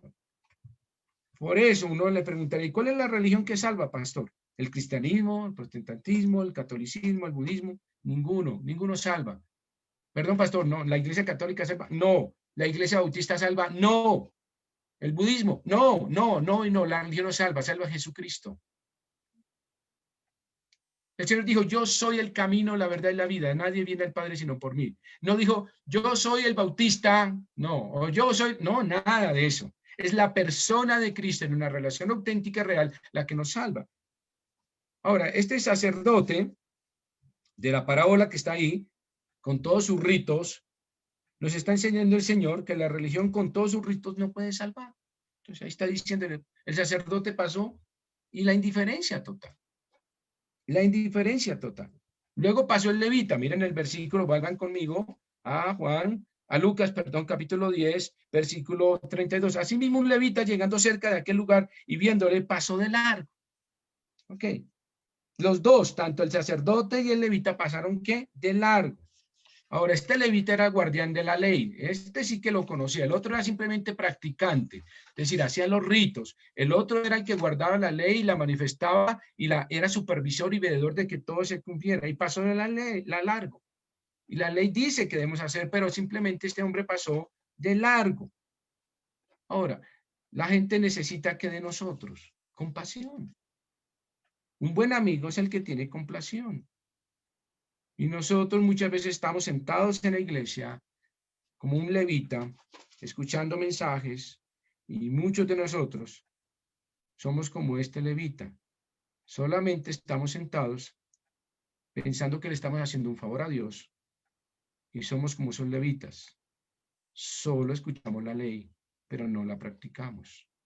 Somos muchas veces como el sacerdote, lleno de rituales. Pero no hay compasión, hay indiferencia. Entonces nos sentamos en la iglesia como el sacerdote, pastor, ¿cuándo es la Santa Cena? Un ritual. ¿Cuándo nos bautizamos? Un ritual. Y observamos la ley, pastor, yo escuché su mensaje. Un ritual. Yo estoy presto de la ley, muchos de nosotros somos como la persona que Jesús describe en esta parábola. ¿Qué había en lo malo en estos dos hombres? ¿Qué es lo malo? Enorme indiferencia. La indiferencia. Enorme indiferencia. Estos hombres simplemente pasaron de largo. Ah, pastor, yo tomé la Santa Cena, yo me siento bien, ritualista. Yo siempre escucho el mensaje y estoy escuchando los mensajes y a veces pensamos que le estamos haciendo un favor a Dios viniendo a la iglesia. Ay, yo fui a la iglesia, Señor, y entonces, como yo fui a la iglesia, tú me tienes que bendecir. No, eso no funciona así, hermanos, cuidado. Yo no le estoy haciendo un favor a Dios viniendo a la iglesia. Muchos de nosotros somos como la persona que se escribe en esta parábola. Solamente escuchamos, nos sentamos los mensajes y pensamos que simplemente eso es suficiente, pero somos indiferentes a todo lo que nos rodea y todo lo que vemos a nuestros lados. Todos los heridos, los maltratados, heridos emocional y espiritualmente, y como los que andan muertos, como en el camino, somos indiferentes. El pecado de omisión es terrible, hermanos. ¿Existe un pecado de omisión? Claro, Santiago 4:17, que dice, el que sabe hacer lo bueno y no lo hace, le es pecado. La indiferencia. ¿Usted quiere ser un buen amigo? Pues por favor, no sea como el sacerdote, no sea como el levita, no pase de largo, llénese de compasión, sea un buen amigo, un buen paracleto. Lo dice la Biblia. La gente nos necesita. Y necesitamos de hacerlo de esa manera. Santiago 4:17 y Santiago 1, del 26 al 27, dice que esa es la santidad en acción. Esa es la verdadera religión. Miren, vaya allá a Santiago, que es importantísimo. ¿Cuál es la verdadera religión, pastor? Ahora sí. Ahora sí me ven. ¿Cuál es la verdadera religión? Pues se la voy a mostrar. Aquí en Santiago, capítulo 4, vayan conmigo. Santiago, capítulo 1, versículos 26 y 27. Si alguno se cree religioso entre vosotros y no refrena su lengua, sino que engaña a su corazón, la religión de tal es vana. La religión pura y sin mácula delante de Dios el Padre es esta: visitar a los huérfanos, compasión, y a las viudas en sus tribulaciones, y guardarse sin mancha del mundo. Se llama compasión en acción y santidad en acción. Esa es la verdadera religión. Es lo que estos hombres no practicaron, eran religiosos, pero no practicaban realmente una religión pura y sin mancha. Por eso estamos llenos de indiferencia. Los versículos de Lucas 10, 31 y 32 nos hablan de la total indiferencia que había en el corazón de estos hombres religiosos. Un sacerdote lleno de rituales, un levita que guardaba la ley y se sentaba a escuchar toda una mañana el servicio del pastor Mauricio. Pero era un levita sin compasión, sin misericordia, con enorme indiferencia y con un pecado de omisión. El que sabe hacer lo bueno y no lo hace es pecado, diciendo: pero ¿quién es mi prójimo? Yo amo a Dios con todo mi corazón, pero ¿quién es mi prójimo? La pregunta se responde: pues ahí está el prójimo. Ahora entremos al que sí fue compasivo. Vayan al versículo 33, algo bien interesante ahí. Versículo 33. ¿Vamos bien, mis queridos hermanos? Esta es una historia interesante. A mí me pone emocionado y me emociona mucho porque el Señor tiene una capacidad lingüística y una capacidad de involucrarnos en la historia que yo creo que este hombre, acuérdense que esta historia se la está contando ¿a quién? Recuerden, a un intérprete de la ley, a un abogado. Yo creo que el abogado estaba con la boca abierta y diciendo: yo hice una pregunta, pero me está destrozando con la contrapregunta. Lo estaba haciendo trizas el Señor. Le dijo: ¿quieres saber quién es su prójimo? Siéntese, mi querido abogado, y escuche y aprenda. Y este es el maestro de maestros, al Dios que amamos y servimos y al que nos está enseñando usted a mí esta mañana. Recuerde que le está hablando a este hombre y le está mostrando la falta de humanidad y le está mostrando cómo Satanás está aprovechando esa oportunidad cuando usted se aleja de Dios, y está mostrándole la vida de que el ser bueno, el ser un sacerdote y un levita no es suficiente. Usted tiene que ser compasivo y la indiferencia es terrible en la vida de un creyente. No se vuelva ritualista y religioso, vuélvase a alguien con una relación con Dios. Permita que Dios le diga como amigo. Amigo. Ahora, veamos ahora sí a alguien que fue compasivo. Pero un samaritano que iba de camino vino cerca de él y viéndole fue movido a misericordia. Oh, qué lindo, ¿no? ¿Quién era? ¿Y quién es? Voy a decirlo de una vez. ¿Quién es este samaritano? Jesucristo. El Señor se involucra en la historia. Si usted no lo había visto así, así es. ¿Quién es ese buen samaritano? Porque de camino de Jerusalén, del lugar celestial a Jericó, el sitio infernal, con 500 metros de diferencia sobre el nivel del mar, está Satanás matando, destruyendo y robando. Pero en ese camino, el Señor Jesucristo decide recorrerlo e ir por ese camino para recoger a los heridos y a los que estaban casi muertos por Satanás. Es el Señor que deja y se despoja de su celeste hogar, su manto divino, se viste de humanidad, se monta en un caballo a recorrer el camino a Jericó. Y ahí está usted y yo tirados en el camino. Eso éramos nosotros. Y el Señor en su misericordia y compasivo es ese buen samaritano. Paréntesis, ¿quién eran los samaritanos? ¿Por qué el Señor toma a un samaritano? Si usted lee en la Biblia, cuando David toma el reino, voy a rápido hacer un recorridito ahí para que usted entienda quién era, por qué el Señor toma a los samaritanos. Cuando David unifica el reino, unifica las 12 tribus. En el año 928 a.C., Roboán, su nieto, sube al reino y él aumenta los impuestos y hay una rebelión y se divide en las tribus. Dice: no más, no. Entonces Roboán escucha más a los jóvenes, recuerden esa historia, que a los ancianos. Por eso hay que escuchar a los viejos. Son sabios. Roboam dijo, no, yo escucho mejor a los jóvenes que tienen ímpetu y tienen nuevas ideas frescas.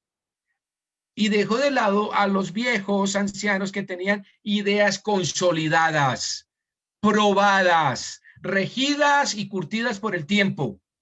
Y este hombre, en forma, perdón la palabra, torpe y estúpida, Roboam aumenta los impuestos, divide el reino y 10 se van para el norte y 2 para el sur. Los 10 del norte caen en manos de los asirios en el año más o menos 721 a.C. Y ahí en ese momento la capital se vuelve Samaria y el rey asirio, usted puede ver eso en Segunda de Reyes capítulo 17, 23 al 24, Segunda de Reyes 17, para que vea que es cierto todo esto.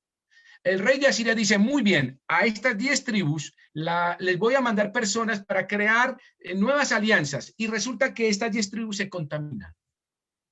Estas 10 tribus se perdieron en el tiempo. Hasta el día de hoy no sabemos dónde están. Eso es lo que el Señor va a recoger en un futuro para el reino milenial. ¿Dónde están? El Señor sí sabe. Se contaminaron y entraron en contaminación y aquí, cuando un pueblo se une con otro, ¿qué pasa? Alguno absorbe al otro. Entonces, lo pagano, sus dioses, sus costumbres, sus placeres, y entonces el pueblo judío, las 10 tribus perdieron la identidad de Dios, ya no eran la niña de sus ojos en ese sentido, no eran luz y sal en la tierra. Entonces se pierden estas 12 tribus en el año 721 y al final quedan 2. Recuerden que esas 2 son llevadas en cautiverio. Y recuerdan a Nehemías. Cuando el rey Artajerjes le dice, Nehemías reconstruye el templo, lo reconstruye solo con 2 tribus, la tribu de Judá y de Benjamín. Cuando Nehemías llega a Jerusalén, recuerden el libro de Nehemías que estamos estudiando los viernes, por eso es bueno ir los viernes de oración, para que no se pierdan. Cuando llega Nehemías, llega solamente y le dicen lo siguiente, Nehemías, invitamos a los del norte, y Nehemías dice, no, vamos a reconstruir con solamente Benjamín y Judá. ¿Y por qué? Porque estos judíos del norte no eran judíos puros. Y Nehemías dice, vamos a fundar la capital que debe ser Jerusalén, no Samaria. Y construye y reconstruyen con 2 tribus, porque las tribus del norte se habían mezclado. Por eso los samaritanos, en ese sentido, comenzaron ya la división. Ahí comenzaron las peleas. Entonces los samaritanos del norte, los 10 tribus del norte mezcladas, dijeron a los del sur, no hagan eso. Se opusieron y comenzó una guerra. Sanbalá y Tobías y todos estos empezaron a oponerse. Entonces Nehemías dijo, no, vamos a luchar, y así fue. Y resurgió nuevamente el reino de Israel con 2 tribus y las del norte se quedaron. Ahí comenzó la división y esos son los samaritanos. Hasta el día de hoy se odian entre judíos y samaritanos. No se pueden ver, ustedes lo saben, eso es un problema palestino y el problema que tenemos en el cercano oriente de una guerra que comenzó después de la Segunda Guerra Mundial, en la guerra de los 6 días, el Yom Kippur. Ahí Israel tuvo que luchar con todas estas personas que se unieron, los asirios, los norte, también con parte de Egipto y árabes, y el Señor les dio la victoria en 6 días, con Moshe Dashan. Ahí está. Vean esa historia que es maravillosa. Dios hizo un milagro extraordinario con el pueblo de Israel. Hasta el día de hoy. Esos son los samaritanos. ¿Por qué el Señor tomó eso? Porque los samaritanos eran impuros, despreciados y eran enemigos de los judíos. Entonces la pregunta era, ¿sería que un samaritano podía hacer compasión con alguien en el camino y si era judío? En teoría, no. Eran enemigos desde la época de los asirios y desde Nehemías. Pero Dios, Señor, toma a este samaritano porque dice, ese debe ser un creyente, no debe haber odios. Porque si usted dice que ama a Dios y aborrece a su hermano, es un mentiroso, dice Juan. Entonces, miren lo interesante aquí, los samaritanos, en su condición, no eran amigos, y al viceversa era inadmisible que un samaritano podía hacerlo. Pero Jesús habla porque él se identifica con los samaritanos. Él era el buen samaritano. Y Jesús le estaba diciendo al abogado lo siguiente, así necesitas ser tú. Ese eres tú, miren. Ahí dice, y acercándose vendó sus heridas y echando el aceite y vino y poniéndole en su cabalgura, lo llevó al mesón y cuidó de él. Qué interesante, qué lindo. Jesús siempre tiene una genuina compasión y es un amigo verdadero. Él es el buen samaritano. ¿Nunca lo había visto? Es él. Esta parábola está diciendo, ese soy yo. A lo suyo vino y a lo suyo no le recibieron, pero a todo aquel que le recibe le ha hecho ser hecho hijo de Dios. Y el Señor es el buen samaritano, varón de dolores, despreciado. Ese es el Señor, el buen samaritano.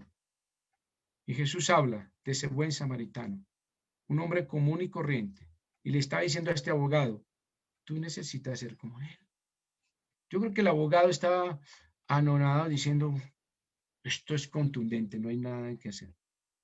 No hay mayor amigo que el que pone la vida por sus amigos. Y el Señor dijo, sois mis amigos y hacéis lo que yo os mando. El Señor estaba lleno de compasión. Bueno, sigamos. La última parte me interesa porque sigamos la recta final, vamos muy bien de tiempo. Mire, le dice, entonces que iba de camino, un samaritano, versículo 33, que iba de camino, vino cerca de él y viéndole, fue movido a misericordia. Me gusta esta palabra, la palabra misericordia, pónganle al lado, voy a ponerlo con mi esfero, compasión. Hágalo, compasión. Ok, esa es la palabra misericordia, es compasión. Ahora divida esa palabra con espacio, pasión. Divídala ahora. Ok, entonces cambia la M por la N, gracias, sí. No dice compasión, sino con pasión. La compasión debe tener mucha pasión. Es decir, la compasión hay que hacerla con pasión. La compasión hay que hacerla con pasión. Eso fue lo que hizo este hombre. Dice que se detuvo. Lo lindo de esto es que el hombre tuvo un sentimiento tan profundo, lo miró, vio su sufrimiento, hizo empatía, lo compartió. Me encanta que dice el versículo, dice, y viéndole, significa que para usted ver algo tiene que, ¿qué? Acercarse. Y se acerca a este hombre, no fue un solo sentimiento, pudo haber pasado lo siguiente, algo de sentimentalismo, ay, pobrecito, ay, cómo lo volvieron, cómo lo dejaron, ay, su carita, ay, no, bueno, que Dios lo cuide, que Dios lo guarde, que Dios lo bendiga y chao. El samaritano pudo hacer eso, puro sentimentalismo. El sacerdote, puro ritualismo. El levita, pura ley, pasaron de largo. El samaritano pudo ser sentimentalista, puro sentimiento. Ay, sí, pero no. No, porque era la representación del Señor Jesucristo de una verdadera compasión. Un sentimiento profundo, un dolor, es decir, que se puso en los zapatos del otro. Dice la Biblia en el versículo 33 que el hombre fue movido a misericordia. Es decir, tuvo una compasión tan profunda, tan real, se sintió realmente compasivo con él. Y en el versículo 33 dice que simplemente él se acerca y empieza a ministrarlo, a cuidarlo de su necesidad, y mira qué es lo que tiene, y empieza a ministrarlo de una manera maravillosa. Y mira el versículo 34, porque dice que se acercó, fue movido a misericordia y dijo, tengo que hacer algo. Tuvo compasión, compasión. Tuvo compasión, compasión. Es decir, no solamente fue medio misericordia, dijo, sino que tengo que hacerlo. Y el Señor Jesucristo, que representa este buen samaritano, el Señor nos ve con compasión y compasión, porque Él murió en la cruz, la pasión de Cristo. Y Él nos viendo en nuestros delitos y pecados, muertos, heridos y casi muertos, se acercó y nos tomó en sus brazos. ¿Y sabe qué hizo el Señor? Mire, versículo 34. Y acercándose, vendó sus heridas, echando el aceite y vino y poniéndolo en su cabalgadura, lo llevó al mesón y cuidó de él.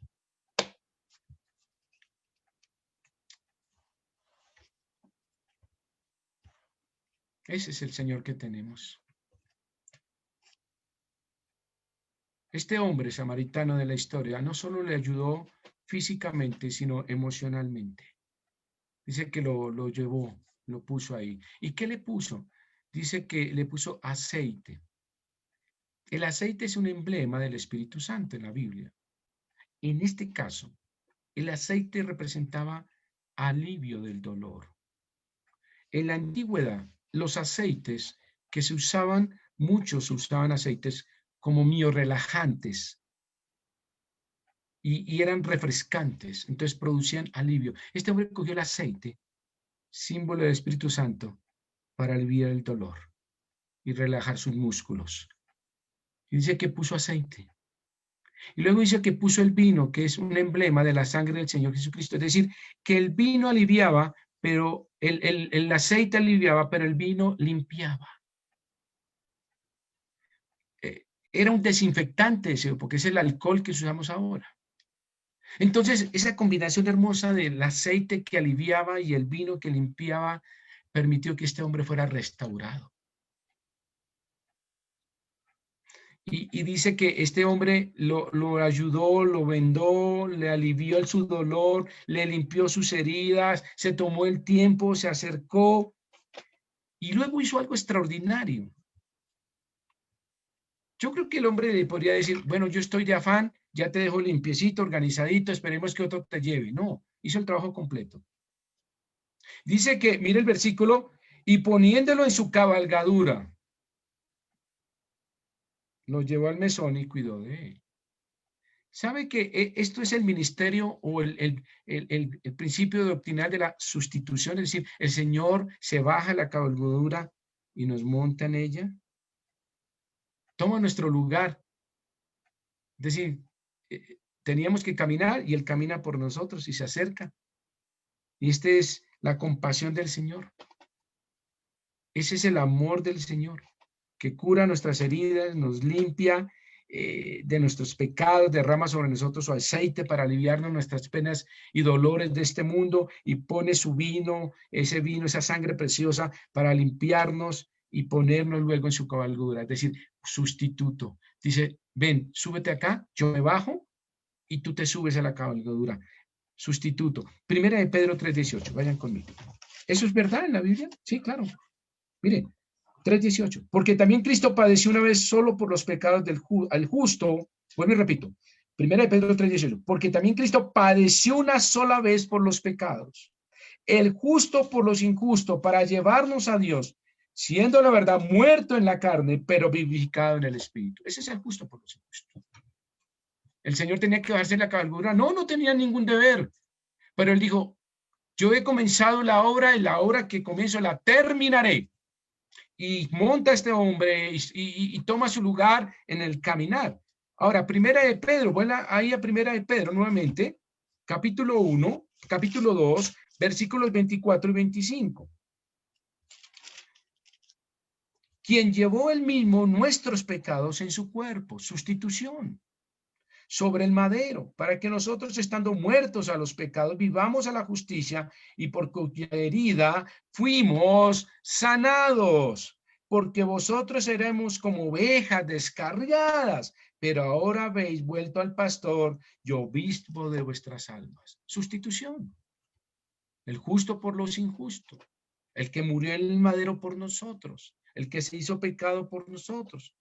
¿Por qué lo hizo? Porque estaba movido a compasión. Ese es el buen samaritano, que se tomó el tiempo, bajó esa cabalgadura, nos miró en nuestros delitos y pecados y estábamos medio muertos y nos puso aceite para aliviar el dolor y puso el vino para curar nuestras heridas y desinfectarnos y nos puso en su cabalgadura y dijo, te voy a llevar, y lo termina en una forma maravillosa. Mira el versículo 34, y cuidó de él, y cuidó de él. Y no solo cuidó de él, mire el versículo, al otro día al partir, versículo 35 de Lucas 10, sacó 2 denarios y los dio al mesonero y le dijo, cuídamele, y todo lo que gaste de más, yo lo pagaré cuando regrese. No solo nos sacó del camino, nos curó, nos cuidó, sino que ahora paga.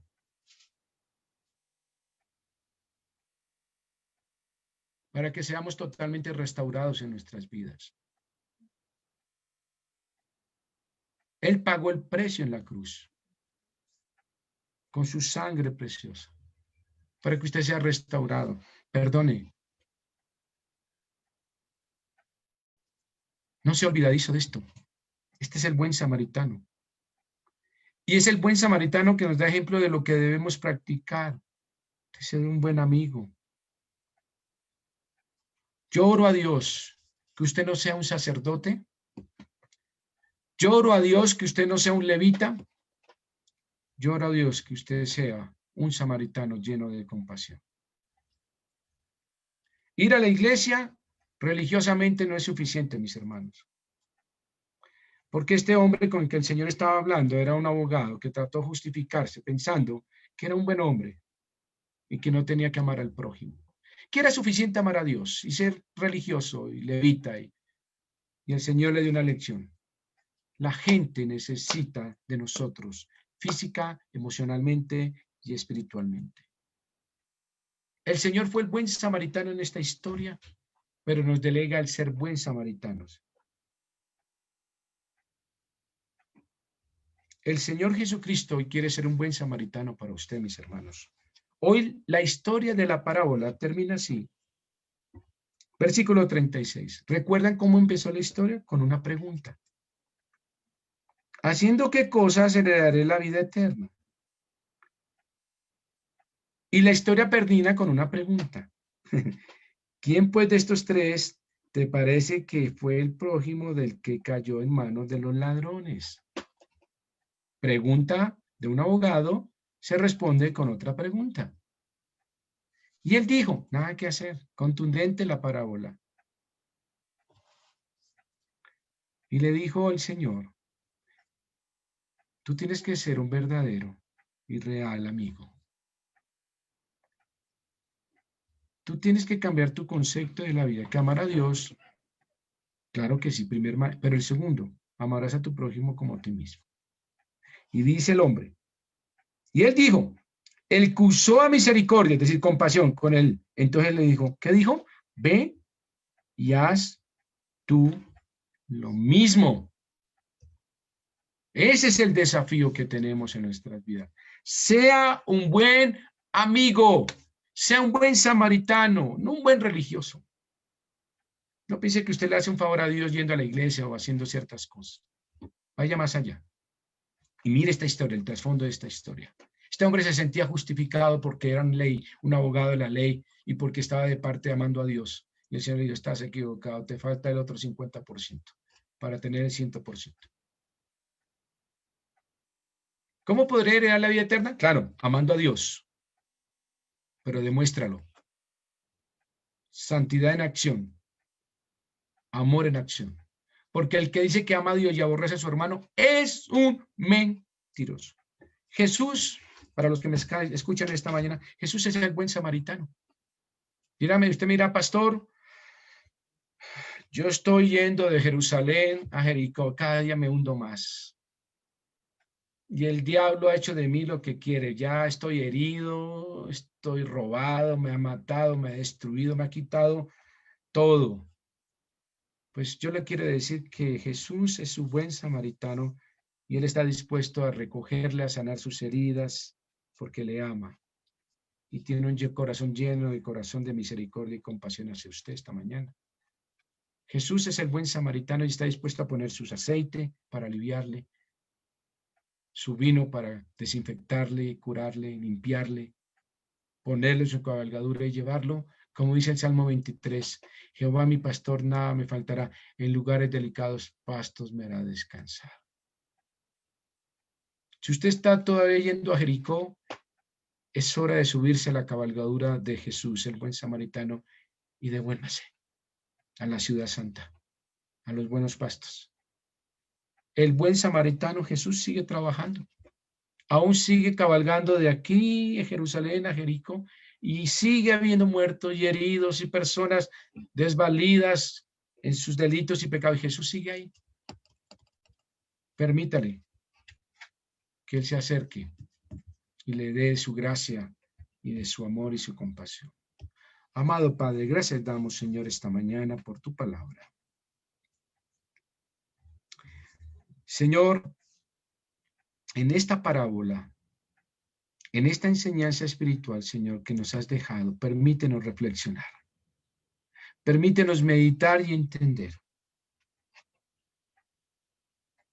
que la crueldad del mundo sigue abundando porque hay un príncipe de este mundo, se llama Satanás. Y él seguirá matando, robando y destruyendo la sociedad, nuestras familias. Pero como creyentes tenemos un deber. Tú nos dejaste un legado de ser luz y sal en la tierra. No practicar una religiosidad o una ley bíblica. No pasar de largo, sino tomarnos el tiempo de orar y tener y estar movidos a una compasión profunda al dolor de la humanidad y mi familia.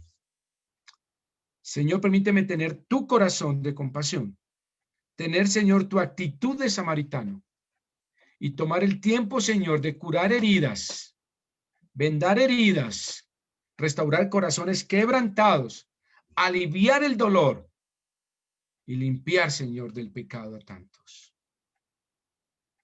Permíteme, Señor, recorrer el camino de Jerusalén a Jericó contigo, Señor. Permíteme, Señor, recoger a aquellos que parecen muertos, pero aún hay esperanza. Señor, dame tu corazón compasivo. Dice que tú nos amaste hasta la muerte, muerte de cruz. Que no hay mayor amor de un amigo que el que da la vida por sus amigos. Señor, dame tu corazón en esta mañana. Permíteme ser un buen amigo, un buen samaritano, un buen creyente, porque lo pedimos en Cristo Jesús. Amén y amén.